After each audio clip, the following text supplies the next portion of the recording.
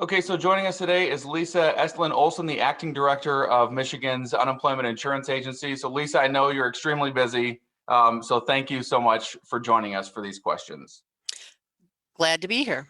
So there are, of course, several issues that I do want to ask you about, but I want to start what it's like for you to come in and lead this agency after so many issues, during the pandemic. I understand that it does have to be super stressful. So what do you want the people out there to really know or understand about what the agency is trying to do to get people paid?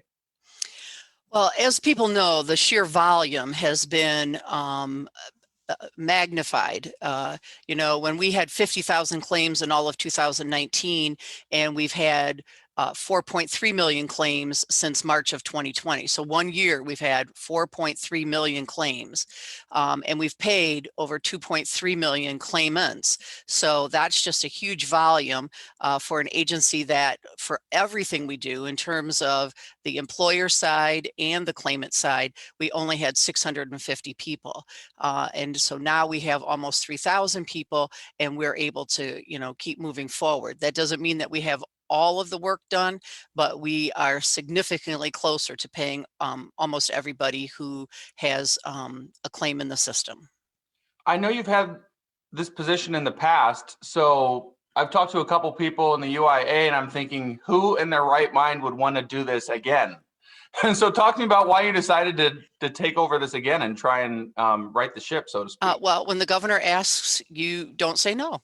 So, and because I had the experience, it was easier to have me step back in than to try to find somebody who could come in and really know and understand unemployment, having not worked there before.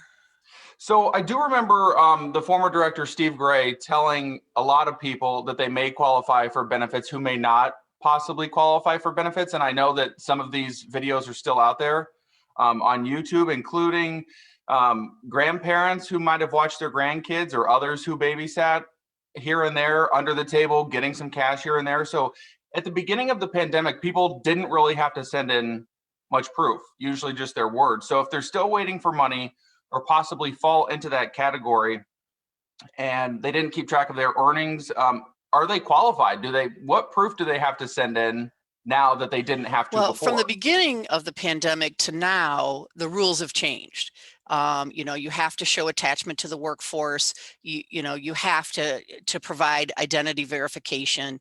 You have to show wages, which was not the case in the beginning, but they have retroactively indicated that we have to look at those issues.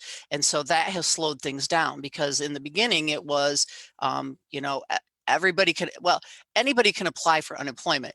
The question is, are you eligible for unemployment? And as you can see, over 2.3 million people have been eligible for these benefits. And so obviously there's been a lot of people who've been able to succeed in receiving what they needed to help them and their families.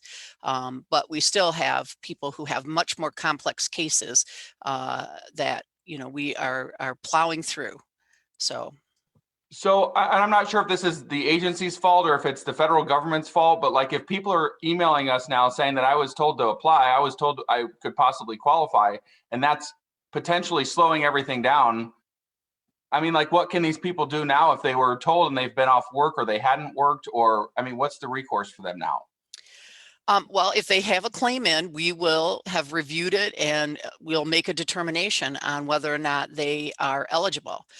So some who, because like I said, anybody can apply for unemployment, and then it's up to the agency to make a determination based on the requirements of the USDOL and the MES Act, which is done by the legislature, whether or not people qualify. And so it may be that some of those folks who were encouraged to apply back then may not be eligible now. But if somebody feels that they are eligible for benefits, they are always welcome to apply. It does not mean that they will get them, but they are eligible to apply. Okay, that makes sense. So one of the biggest issues that we are getting into Fox 17 is that people who are answering the phones don't know anything and they can't help. So Cynthia wanted to know, why are unqualified reps telling people different things, no matter how many you talk to, how are people supposed to do things properly if they keep getting different answers all the time? Well, you have to remember that in order for us to have dealt with the deluge of claimants coming into the system, we had to hire new people. And new people don't necessarily always know all the pieces. They are trained, they are given training, they are given training and mentoring every day. They have the ability to contact their lead worker or their manager if they have questions. And so, you know, and we work with them every day. But when you get new people, and as you can imagine, keeping people on the phones is difficult when people are yelling at them every day and calling them horrible names and stuff like that. So we do have some turnover in that area, which then requires us to continue to hire new people. And so, you know, I also think there are people out there who answer shop.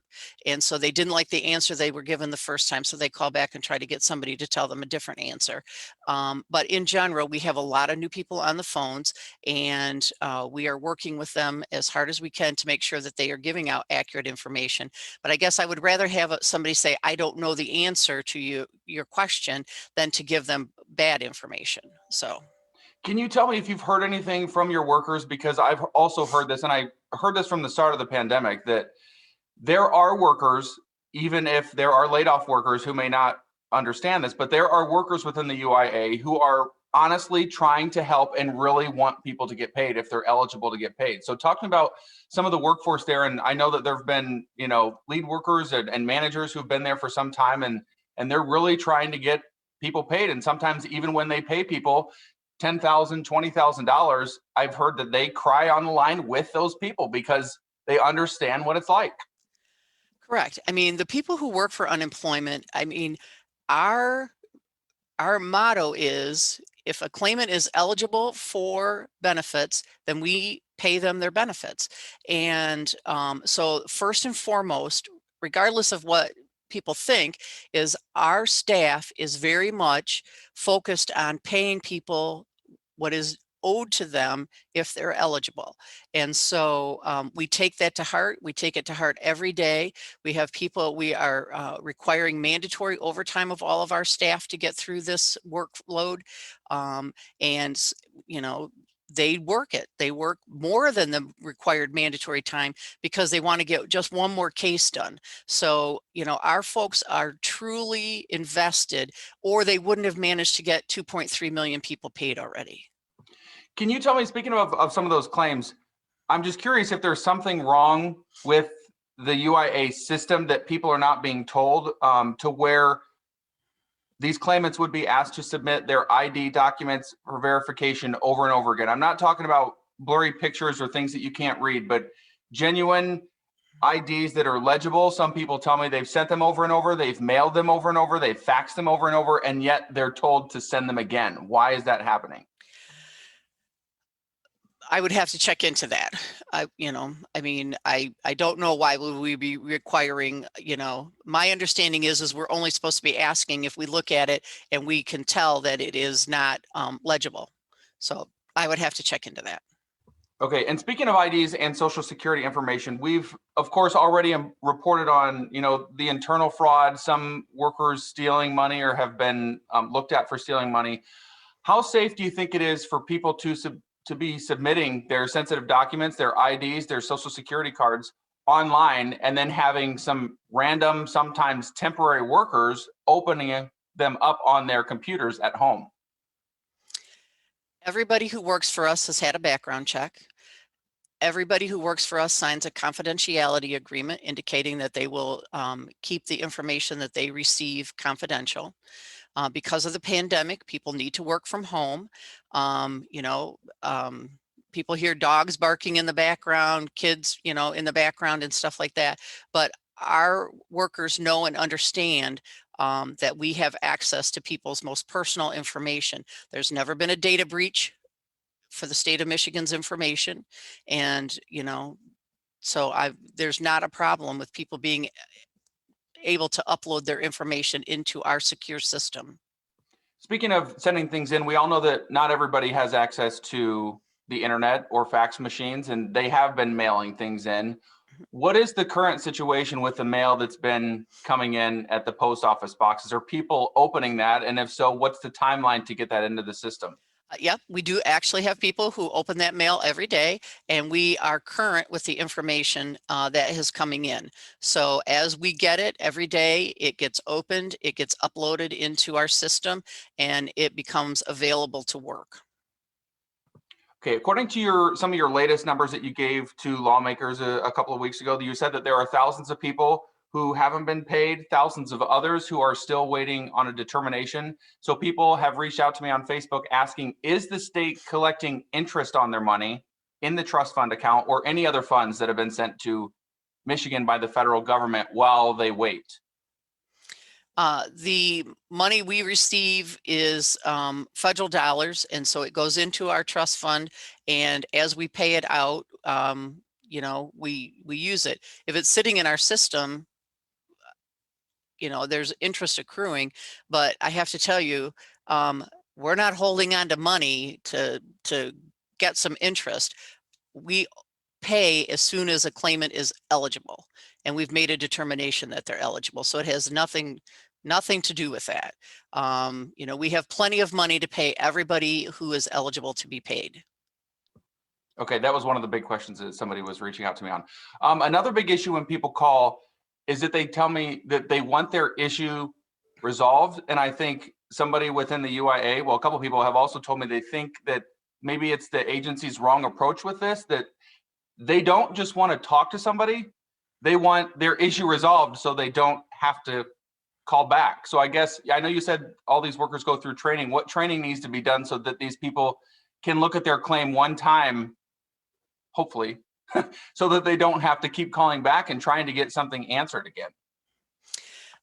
Claims are adjudicated, and an adjudicator will, particularly with the benefit payment review ones, the ones that have to be reviewed more closely, those people are trained really well, and they work the whole claim, which means that if you have an able and available issue, they work that. If you have an IDV issue, they work that. If you have a remuneration issue, they work that.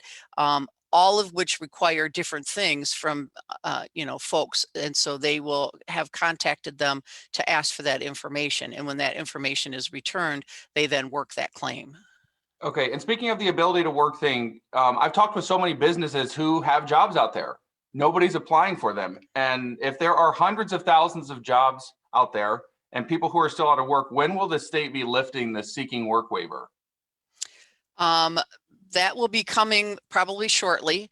That's tied to our extended benefits. And so we are waiting for additional information on how long we will continue to be on extended benefits.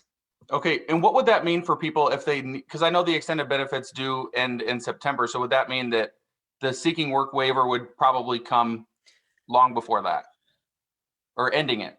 Yeah, well, extended benefits have a calculation that is based on if the state's unemployment rate has been a certain amount for a certain amount of time. So even though extended benefits goes all the way to the end of September, that doesn't mean that we in Michigan will be eligible for those. So people may be on extended benefits, but then they would be able to transfer over to PEUC and or potentially PUA to continue if they are still meeting one of the requirements that's COVID related. Okay. Well, what responsibility do you think the state has when it comes to families losing their homes, their cars, their phones are being shut off, their utilities are being shut off? Some of these people, even the ones that I've helped, I just helped a guy 2 weeks ago get $21,000 that was owed to him for an entire year. So I guess when they can't get their issue solved on their own, but the news can, what does that say? And do you think the state has any responsibility in some of these people losing things? We are doing the best we can. Obviously, you get to work on one claim at a time. We don't. We have to work on all the claims that come in. And every week we have 10,000 plus more claims coming in. We have to work those. We have to work the ones that are currently in progress. You know, we have to work all the fraud claims. We have multiple sets of fraud claims. We have people who have been victims of identity theft that we have to work, but we also have people who are working and collecting, and that we're dealing with that fraud as well. So, I mean, we have a lot of work to do, and we, you know, we clearly are trying to get to everybody as quickly as we can. What has Ryan, we're a little over time, so if Yeah. you got one more, Yeah, I know 'cause Lisa I has have a to get to a 10:30. few other things. Okay. Go for it. Let me look really quick. So this, okay, the last one, I guess we will go to the opening the offices, because I know a lot of people have been wondering about this as well. Reopening the offices is a big deal for a lot of people. Nobody's saying shut off the phones, and I've heard over and over that you guys can help 3 to 1 on the phone, but if they're not getting their issues solved over the phone, what can people do? And when do you think the offices will open, if ever? But remember, it isn't just calls. There's the chats, and we have, since October, when we instituted appointments, we've done over 120,000 appointments, which are the same as if they were in the office. We're adding a video component to that here soon, so people can actually physically look at somebody, because that you know, feels better to folks. But COVID cases are climbing. Not everybody has access to a vaccine right now. Even if we went to appointments, you know, I mean, people make an assumption that by walking in, that's going to take care of everything. And that is not necessarily the case. So, and we are only one of, I think, 5 states that offer the ability to come into an office to deal with your claim. Most states have gone to all online. So with the pandemic, I mean, as soon as we can, and we have to look at the safety. We have had a Michigan Works staff person who was beaten up by a claimant, and the person had nothing to do with UI, but the claimant was that mad. We've had somebody break down the door in the Grand Rapids office and attack the person who was in that office that had nothing to do with UI. So we also have to look out for the safety of our folks who are in those offices, as well as look at what is happening with the pandemic. Okay, Liza Estlund Appreciate Olson. being here. Yeah, thank you so much for taking the time. I appreciate it.